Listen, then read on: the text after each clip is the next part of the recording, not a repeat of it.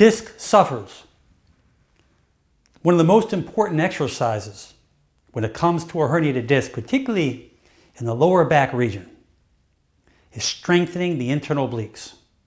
Now, the problem with the internal obliques, being one of those core muscles, is that we usually do this exercise in twisting our body. There are certain exercises you can do to help strengthen those external and internal obliques. Although this particular exercise, called the suitcase carry, this is a great little exercise. And the reason to me why it's so important is because you don't have to shear the disc by putting it through rotation.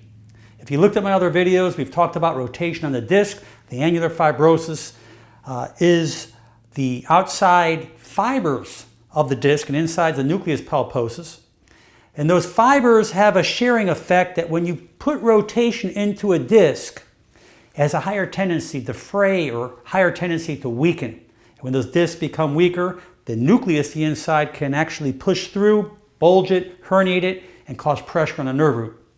So this particular suitcase carry, you're going to either hold a kettlebell, a dumbbell, a weight. Here's a small little weight.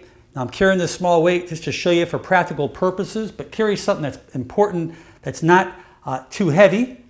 But what we're going to do is we're just going to let it hang on the side of our body. We're going to hold one of them at a time. Now, the key thing, what I want you to do, I don't want your shoulders to shrug forward, because that forward rotation of the shoulders will make more pressure on the neck and cause more complications. We want to go ahead and roll the shoulder back, both of them, and push it up. Push it back, push it back and down. Now what I want you to do is push it up a little bit. Just a little bit. Not like this to the ear, but just a little bit when your shoulders are nice and back. Now, what I'd like you to do with this, you're going to walk about a couple 100 feet. Just go out and walk. And you'll hold that weight and just keep it by your side. And while walking, that extra stress of that weight is going to work those external and internal obliques. When you're done, you switch it to the other hand. And go ahead and walk your 100, 200 feet, and you're all done. Now I want you to try that. It's a great exercise, excellent to support the disc. Remember, core is extremely important. Planks are actually good as well, but when we look at the external obliques, the internal obliques, they work hand in hand and supportively with the erector muscles. Those erector muscles have to stay strong, and again, when these obliques are firing, it takes a lot of load off the erector muscles and actually will help your disc heal quicker and actually hopefully help you with a lot of your pain and symptomatology. Leave your questions below if you have any. Share this video, may I ask, and subscribe.